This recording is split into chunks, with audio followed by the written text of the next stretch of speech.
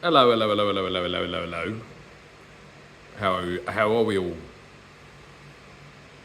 I'm about 10, 15 minutes into the podcast with Mark Zuckerberg. I'm a fan of Mark Zuckerberg. Always have been. I did extend some advice to Mr. Zuckerberg in relation to his usage of censorship and of some maybe unforeseen things, societal arrangement, engineering, etc., things that might be going on within Facebook. And I would just like to commend him on his participation in a conversation that can be quite tricky. And I would like to commend Mr. Zuckerberg on his courage to finally stand out and make a stand against this ridiculous calling of this misinformation, fact-checking mumbo jumbo. If we think of what city exactly was it that Superman lived in? I know Batman lives in Gotham, but Superman lives in metropolitan city. It's something like that. It's been a while. My Christopher Reeves was Superman, but my Superman was Dean Cain. He was mine. It was a TV show with that girl who was beautiful as well, was Lois Lane. I never got into the Smallville thing. The Smallville thing wasn't my cup of tea, although that man was quite a handsome man. I wouldn't kick him out of my bed if he happened to find his way in there. Lois Lane on the Dean Cain TV episode, the actress's name, it slips my mind. It slips my mind completely. But listen, thank you, Mr. Zuckerberg. It appears like the United States has been in some type of civil war, in my interpretation of all the facts and all the figures that are now coming out in the preamble to the inauguration, which will take place on the 21st of January. The 21st of January, just so that you are aware, is roundabout when my brother died. He was killed by pharmaceutical medication, in my opinion. So, strange. Again, strange coincidence, but I'm not one to read too much into coincidences. I just happen to jot them down in case they all seem to align in some type of cosmic timeline on a daily basis that unravels as it goes. So, what I wanted to say is that this civil war, informational and psychological and manipulational and fucking biological and infiltrational and all the naughty alls that has taken place in the place of this civil war that has been going on in the United States, that has bled out into all the countries of the world, including my country, Australia, and my position in that country, which is Western Australia, which is just north of Perth. I'm about 50 minutes north of Perth in a place called Gingin.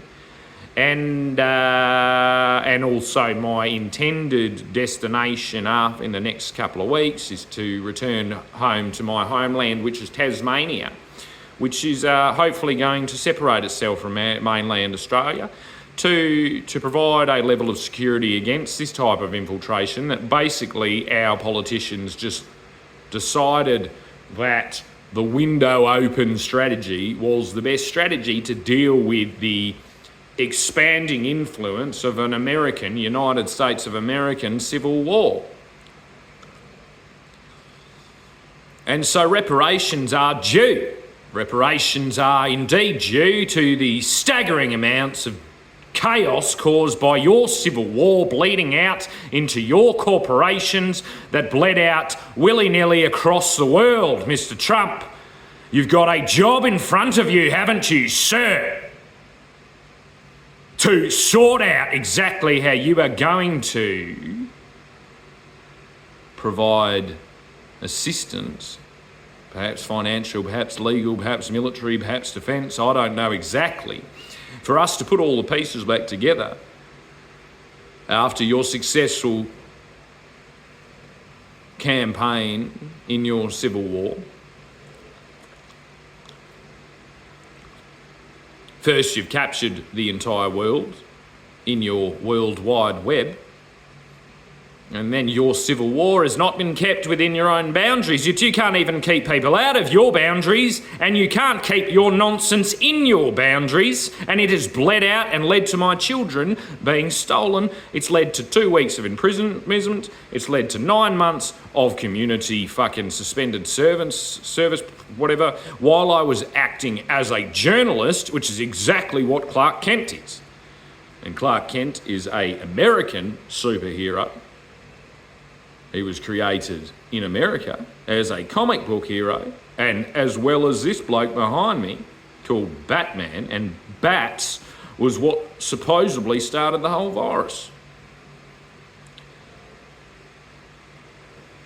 So you can see how this Tasmanian, sweltering over here in the West Australian sun, born and left in the Jarrah forests, held hostage by a pharmaceutical fucking patsy, my mother being possessed as well by your cult of the pharma cult that led to the escalation of civil war in the United States of America. This started approximately 40, 50 years ago, 1984. Funnily enough, it actually ends up being 1984. There was a whole type of insurance law policy change, and this escalated the services that were provided to mainly women to participate in mental health treatment in the form of mass psychiatric medication being done in a insurance hand-in-glove relationship that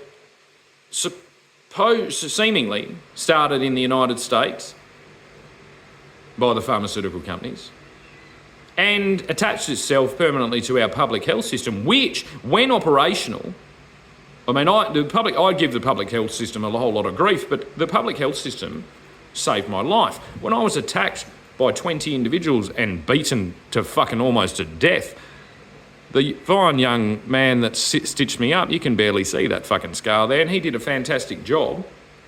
And I've had a couple of pretty severe fucking things in the hospital, and I've been treated quite well. But this infiltration into the mental health and in cahoots with a pharmaceutical conglomeracy, globalisation, and obviously eventual complete takeover strategy initiated by the Democratic Party in the United States, which is what kicked off this entire fucking civil war, because we had a virus, but then the medication is actually what escalated all the tensions. I didn't have a problem until I was told I couldn't sing songs unless I got a jibbity jib jib jabbity jab jab jibberoo. A jibbity jabberoo. A jabberoo is a place up in Northern Territory, right? And a jab is something that I would give any fucking member of the Democratic Party that decided it was best to ostracise anyone who was critical of the medication rather than, I don't know, perhaps listen to them. Listen to the nuances of a very, very complicated argument to do with all kinds of things.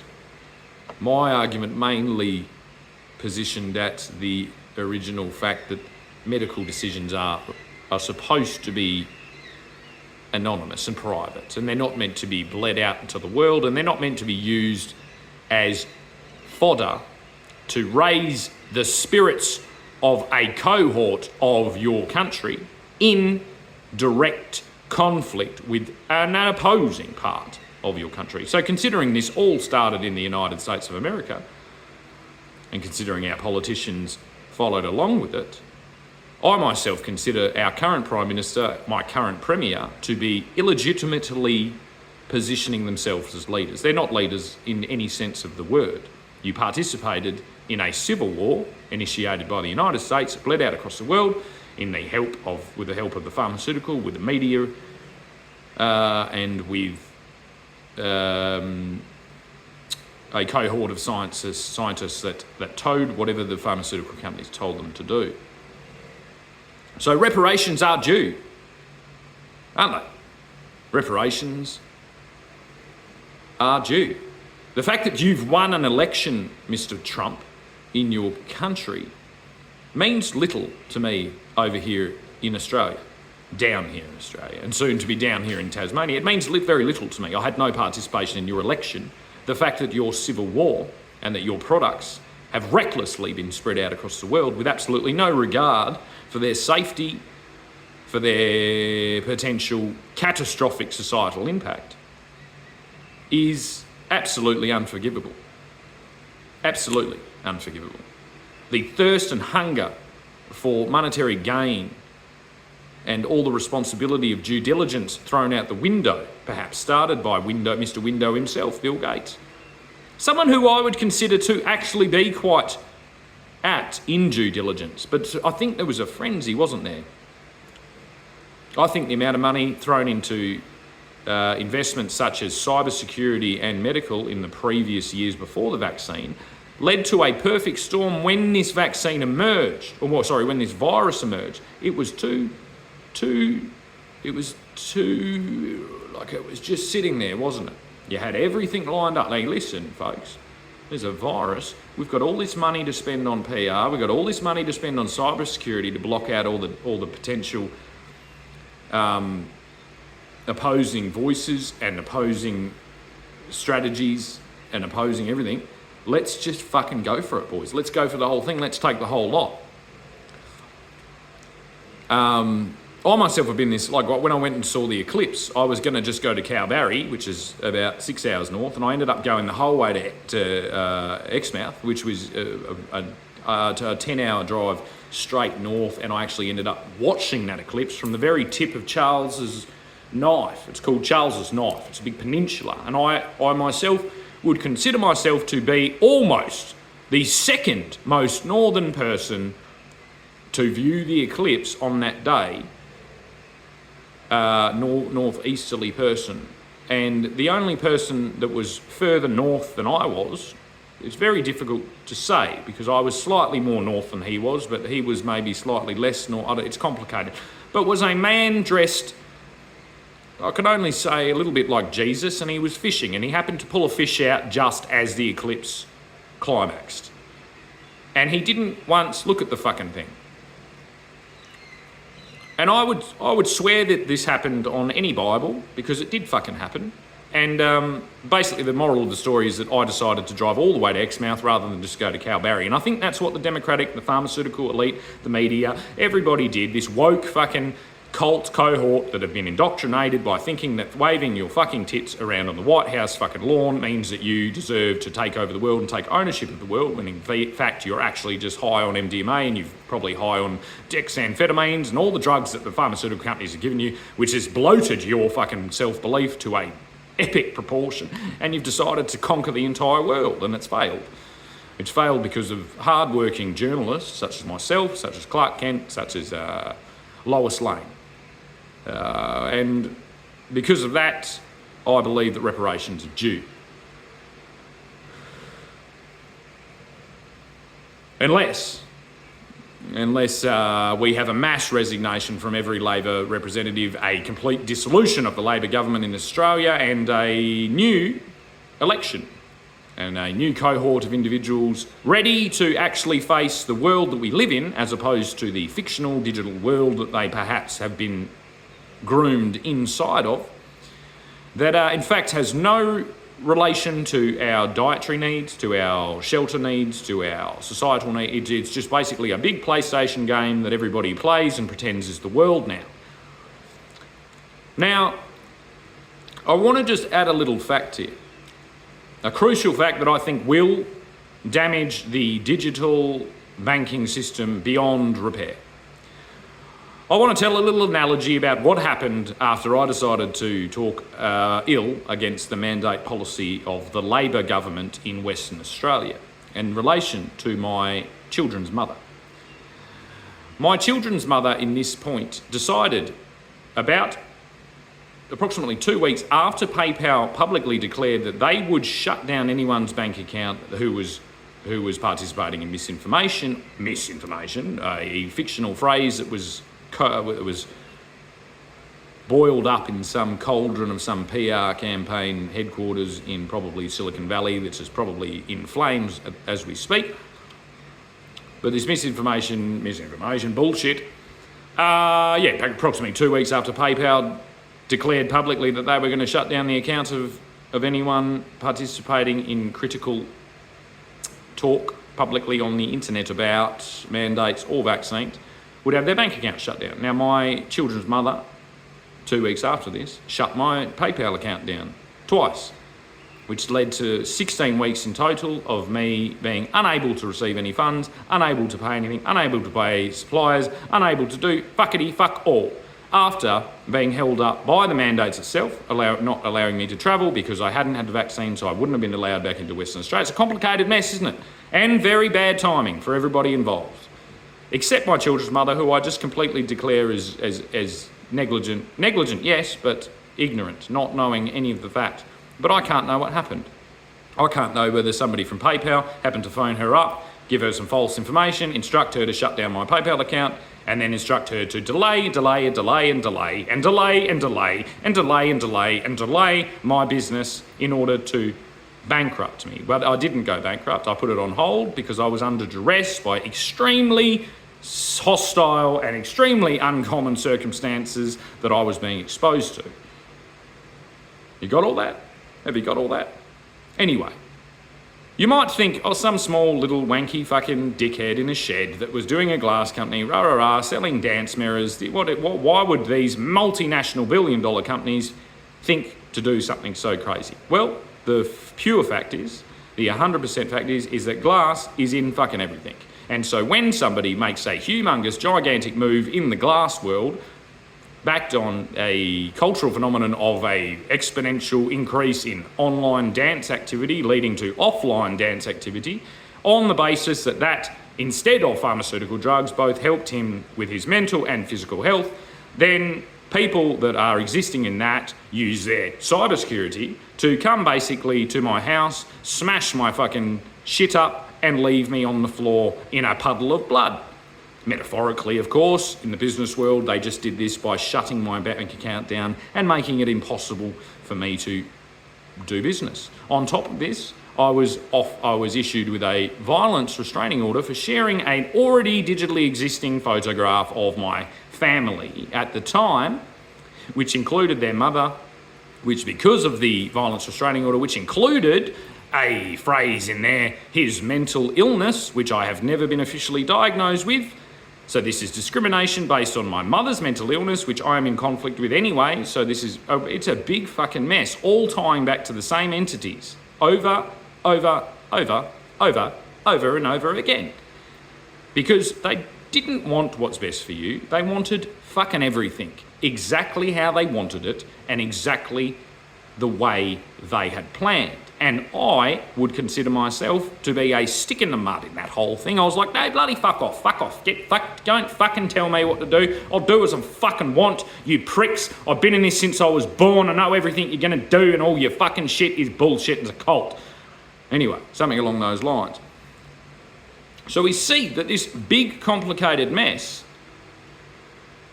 all ties back to pharmaceutical interests, to digital payment systems. Anyway, the point I was going to, when I phoned, because I was getting harassed by the police almost daily at that point, when I phoned the Midland Police Station and happened to say that, listen, my children's mother, while declaring that I'm a violent individual, has basically done the equivalent of driving a dump truck through my shop window. That's the digital version of what she did to my business, which was actually her business as well, which makes it even more complicated. So she hurt herself, she hurt her children, and I can't help but think that people don't do that unless they're under some type of duress or some type of threats. And my children's mother is a very friendly person, and perhaps threats from a gigantic billion-dollar company like PayPal were just too, she chose the safe path. She did as she was told, I'm guessing. And it doesn't matter because the timeline is there. The timeline is undeniable. If you wish that we should all believe that this is some type of absolutely ridiculous coincidence where all these timelines jot up to put a small business owner out of business, to put him in jail, to remove his children, to restrict him being able to say anything and have that heard online, and to drag his name through the mud. Now, why would all of these things have happened? That's not what I was going to say. I was going to say, what happened when I phoned the police and told them this? They said, well, that's a cybercrime issue. We can't deal with that. Quote. I suggest you try it yourself. Maybe if you've been scammed by a scammer, you might have encountered the same thing. Hello, police. Are you the police? Do you deal with like theft and things like that? Or are you just glorified fucking bully boys that try and harass fathers? Oh, you are the police. All right, well, I've had an issue where someone has driven a metaphorical dump truck through my shop window in the online. Where was it? It was online. Okay, that's a cybercrime issue. We don't deal with that. So why is an entire digital financial system being implanted if the police aren't even going to do anything? Why is billions of dollars being trusted in these digital environments when it will not be policed? It is not safe. It is not effective. It is not secure. It is subject to the absolute highest level of observation, of manipulation, of control. It is a pokie machine. It is a slot machine. It is a one-armed bandit installed in the place that our quite healthy financial system used to be in. And how has it done this? By the fine folks at Wall Street selling it and selling it and selling it and expanding it and selling it and selling it and blowing that fucking balloon so big that everybody just believed that because it was so big that we all live in a fucking pokie machine. And I said, fuck you, I don't live in a pokie machine. Get fucked. Get fucked is what I said. I said, I'll take my dad's fucking estate and I'll fucking sit there and I'll keep talking until it gets fucking done. I'll go back to the fucking ground, mate. I'll stick me toes in the fucking earth. I'll eat the fruit of the land and I will fuck your little poking machine until it fucking dies. That's what I said. And so is it dead yet? Is the fucking thing dead? No, it's not. It's not fucking quite dead yet because I haven't finished this video. But when I finish this video, it'll be fucking dead. The whole fucking thing. We're going to revert back to the point where we were all fucking scared to put our credit cards on the internet because that's where we should have fucking stayed. So what are we going to do? We're going to turn it into a time zone arcade. That's a video arcade for those in the United States. We call it time zone here. It's a place where you used to put coins in pinball machines and Street Fighter machines and that Dance Revolution machine that took over the world a little bit like this. And then the great folks at Timezone came up with a strategy to you load up a card. You don't have to carry a big pocket full of coins around. You load up a card with the credit and then you swipe it on the pinball machine. Now that I consider the entire digital ecosystem as a video arcade, you can see that they're not completely lost. They have all the infrastructure there of the video arcade and the Timezone card. It's just that they didn't make the split. It was all jumbled together. All of the digital, all the physical, all the laws, which inevitably led to the digital asset holders rising up because their overheads, their cost of manufacture being that they just press copy and paste. There's a whole liturgy. I know liturgy is the right word, but I don't know. But the whole liturgy of reasons why the digital companies elevated, which unfortunately pushed all the physical companies which do the things like that provide us with food, water, air, houses, bikes,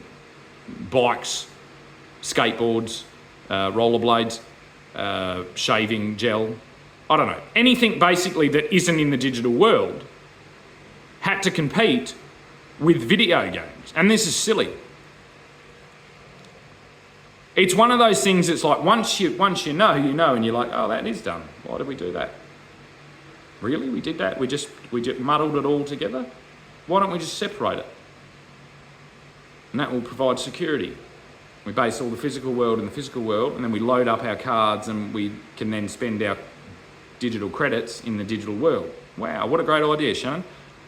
You've had a few of them, like that screen thing you keep talking about, that big screen that's actually just a door with a mirror on it. The most famous minimal viable product in history. That door's probably worth more than your fucking house. I kid you not. It's worth more than your fucking house. I think it's worth a lot more than your house. Sotheby's, can we get an estimate of how much that particular door there is worth? What about if I sign it? How much is it worth then? Probably way more. But where was it going? I lost my train of thought. These long videos, I get a little bit carried away. I get tongue-tied. I get absorbed into it and I lose myself. So yeah, we're going to split the fucking thing. I'm going to split it down with an axe. Probably an axe. Like a battle axe, like a big Viking axe. We'll borrow it from Ragnar Lothbrok, Travis Flamel himself. Dave, Trav, you got a fucking axe? He's like, yeah, mate. And then he chucked me a Traveller as well. I went, oh, Traveller, don't fence me in. And I chopped the fucking world in half like that. And the digital bit fell off this way and the physical bit fell off this way. And everybody just went, good idea, good idea. I can see that's why your family's been working on building like stable structures for like 600 years. And I can see why they call you that your last name is Wise, because you're obviously a smart fella. Yeah, I didn't even see it. I thought I bought all this fucking Dogecoin and all these NFTs and shit like that. And really, I should have just helped you build the fucking screen when you asked me. But I didn't do it because I thought you were a fucking evil, anti-vaxxing, granny-killing psychopath. But no, just a bloke who does his homework now. I didn't do my homework in school. I got in a lot of trouble and failed school, and so that taught me a lesson to always do my homework. Now I always do my homework, and I always tell people to do their homework. Like I told my kid's stepdad to do his fucking homework, and he didn't do it, ever. He laughed at me and said, I don't read anything you ever send me. And I was like, you know, you just wrote that publicly. You wrote that on my messenger. I can take that and I don't read anything you ever say, and I sent you to jail. I sent you to jail and gave you a permanent criminal record, but I don't read anything you say and I'm holding your kids hostage. Mate, you're fucked. You're so fucked. You're so lucky that I don't want to pursue this very far because you're fucked. It's a complete admission of gross negligence. It's crazy. It's a crazy thing that you've done. You are absolutely a moron and you haven't done any homework. It says it. Go to the company that owns your company. Go to that website, and then look at the top of it. There's an owl, and it says, "Do your fucking homework." I kid you not. I told you this. I've told you this about a year ago. Actually, it was more than a year ago. I told you this when I told you all the other things that you pretended didn't exist either. But if you go to that, the company that holds your company, Capral, right? Go to their thing, and at the top of the thing is an owl, right?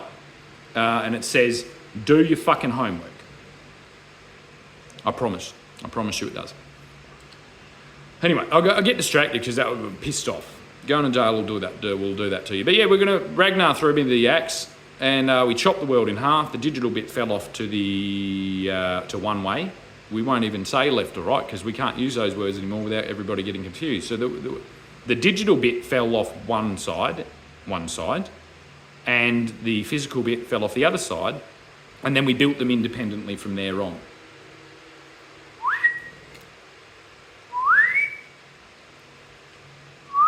And it gets complicated when there's like mixed assets, but less risky and less vulnerable to these types of mass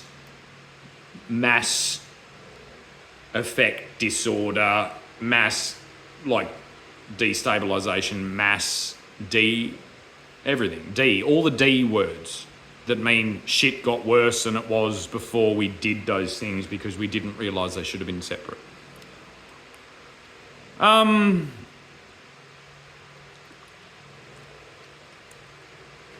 don't know how the reparations are going to be paid. I look forward to negotiating with Mr. Trump. Maybe. I don't know. It's just fucking like, how do we know? Do I even need reparations? I don't personally need reparations if all this works.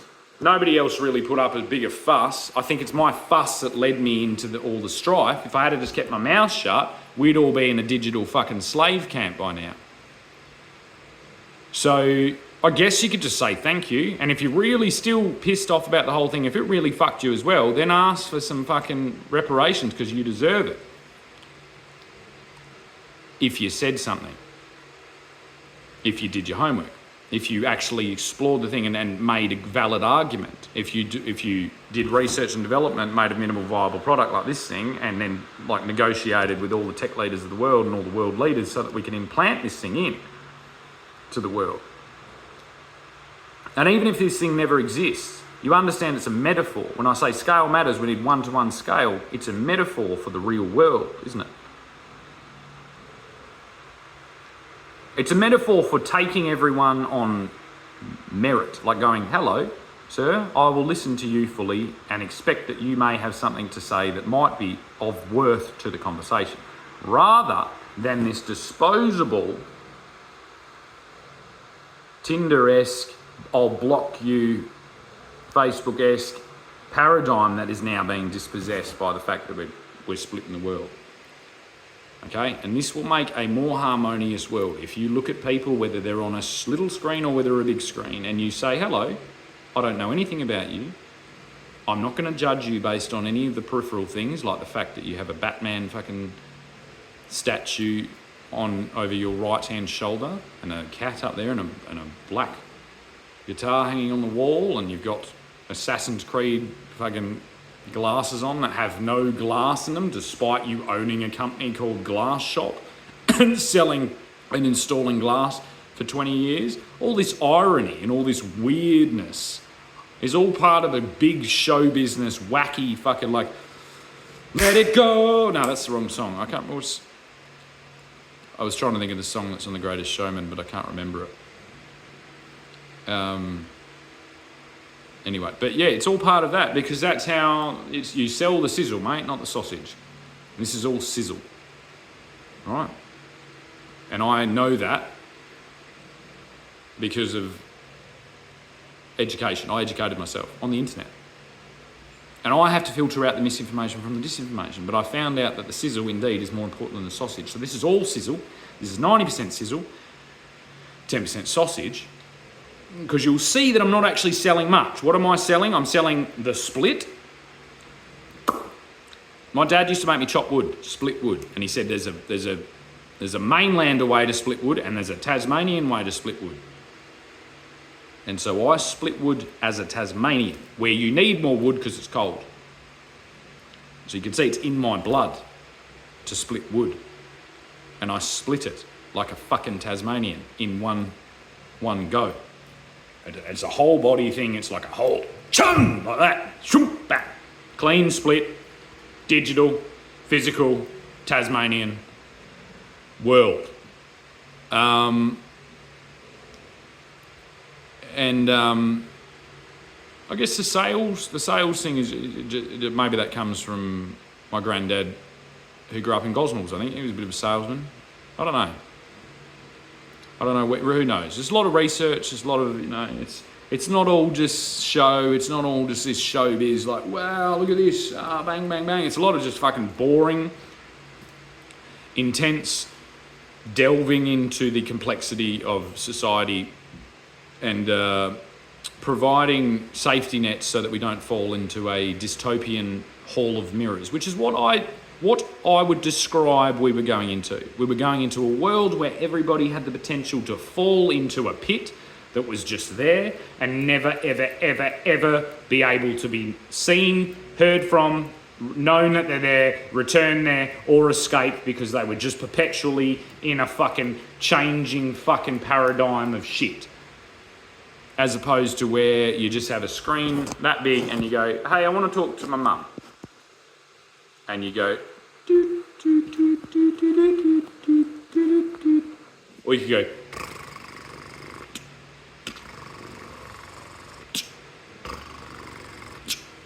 and you don't even do that because you just stand there and, and your mum appears on her screen and you appear on your screen and you go, hey mum.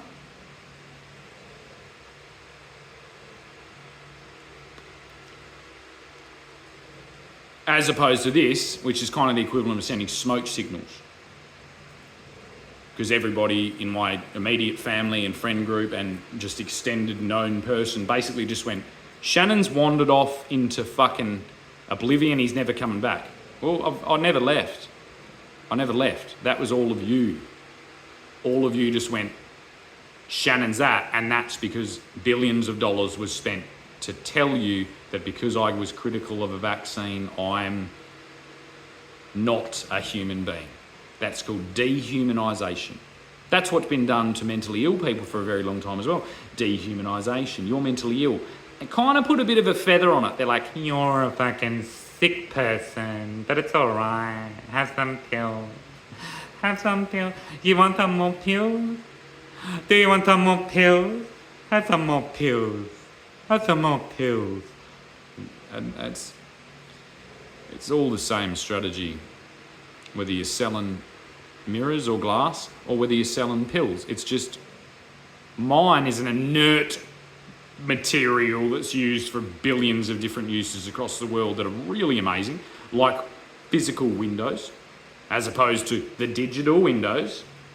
A little bit of a bad rep out there now, but the physical windows, ancient practice of putting glass in there so you can indeed see, but have a physical barrier so that mosquitoes, wind, influenza cannot fly in.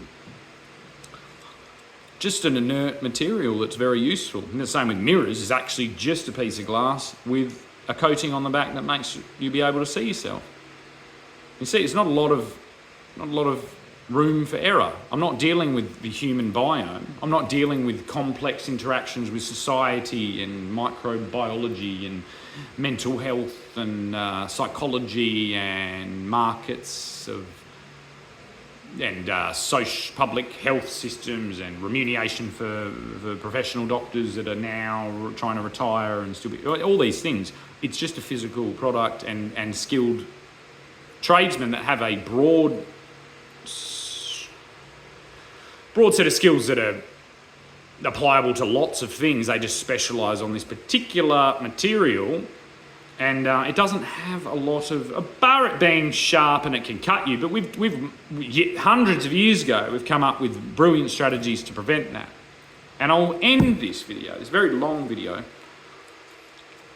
with a story about, and you can search this yourself, look it up on YouTube, there's some amazing videos about the first cars and how long it took for them, because we needed windscreens on cars. And of course the glaziers rocked up and said, hey, we'll fix it. And they went, we can do this thing that makes it not sharp. And they went, no, fucking, I want it cheap. Just put the normal glass, cheap glass in there. Put the fucking cheap glass in there. Thousands. I think maybe hundreds of thousands, but let's just say thousands. Thousands and thousands and thousands of people died by getting severed arteries and such, by broken glass, flying into themselves after being in small little fender benders in the first reveal, the first outlay of the first stage of the automobile industry. It's a little hidden secret that only glass folk know. And that's what I compare this to. This is the equivalent in the digital world. Far more wide-reaching, because that was the point. With the digital reach is actually what caused the pandemic and all the ill effects, not the virus, and not the air travel, not anything. It was the digital distribution of media that amplified all negative aspects of the pandemic. The fear, the terror, the panic, and then eventually the rollout of a totalitarian attempt to enslave the entire world in a digital concentration camp / pharmaceutical padded cell universe. So far larger than, and the glass, as I said, the glass folk weren't even responsible for the windscreens. It was the cheap car manufacturers that didn't want to pay the extra to develop a safe glass until they did, until there was enough people dead that people demanded it, and then the glass people innovated the safety glass that we now all look through as we're driving in our automobiles. Chitty chitty bang bang, chitty chitty bang bang, we love you. Long story, but I mean, Sometimes you need a long story when there's 4 years of absolute chaos and the world almost disintegrates into fucking shit. We need a long story. We need a long story. We need a superhero. It's not me, as I said. I just use the analogy of superhero, like Batman, like Clark Kent, like Superman, like Spider-Man, like whatever his name is, Doctor Strange, all those folk, all those Wonder folk, Wonder Woman. Of course, there are women. I just found out this morning that my great-grandfather established the first female lodge in Tasmania before 1937. He died in 1937, so it was way before that. So this whole idea that this white, feminist thing is very old. It's like, well, that was almost 100 years ago, and that was my great-granddad. And he let women into a place where women weren't allowed, and was foundational in letting people do that. And so I don't know what you're talking about.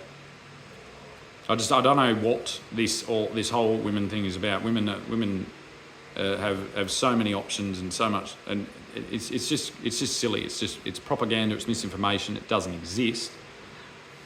And I was quite pleasantly surprised. I was like, that's my great granddad there, and he established this thing so that women could have a place to delve into the depths of a higher knowledge and a higher appreciation of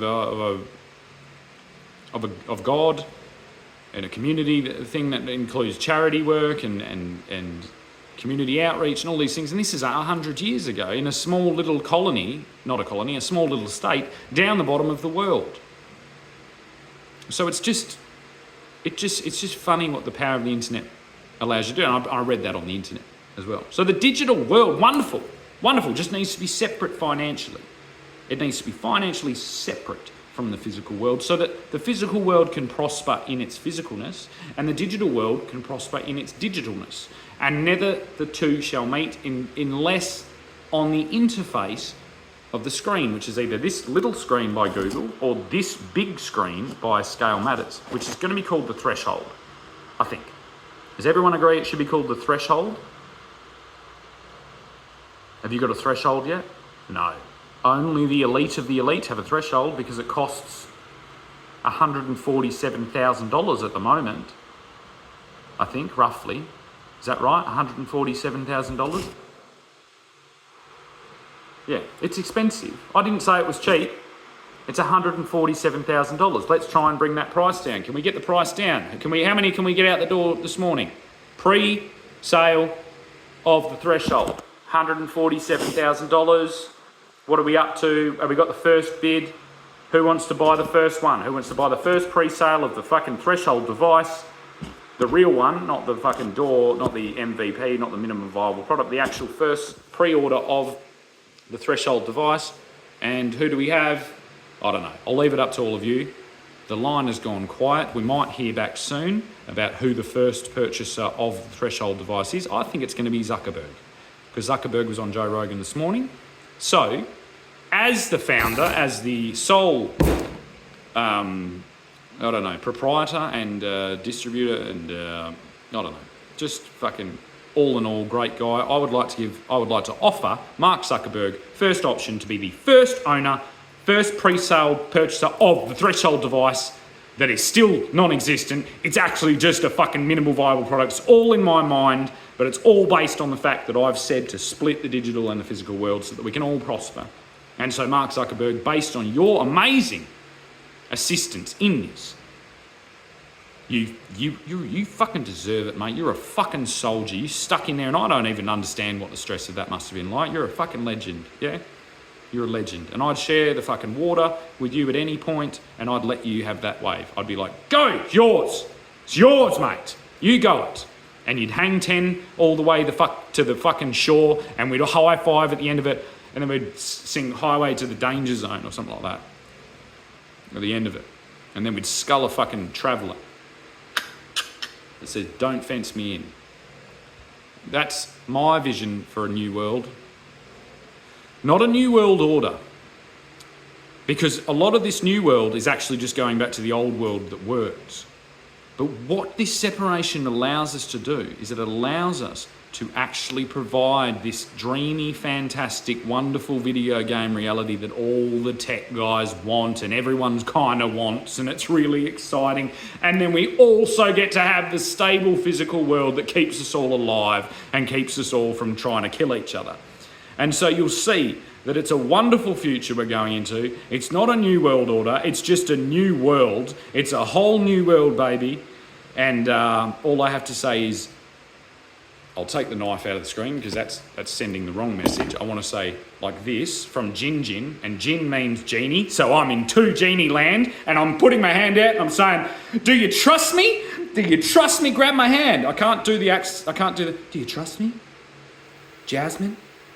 Jasmine, do you trust me? I can show you the world. Take you wonder by wonder. Over, sideways and under, on a magic carpet ride, a whole new world, a new fantastic point of view. That would be a different point of view, wouldn't it? Because it's eye to eye level, it's the right screen.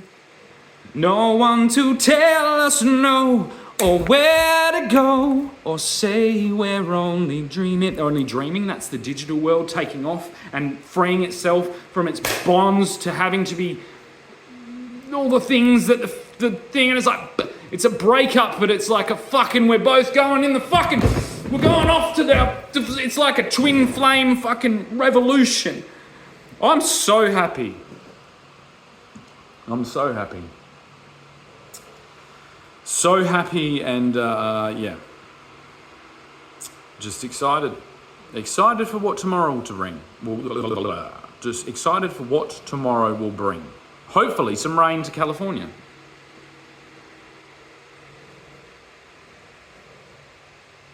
Zuck. Maybe some rain to California.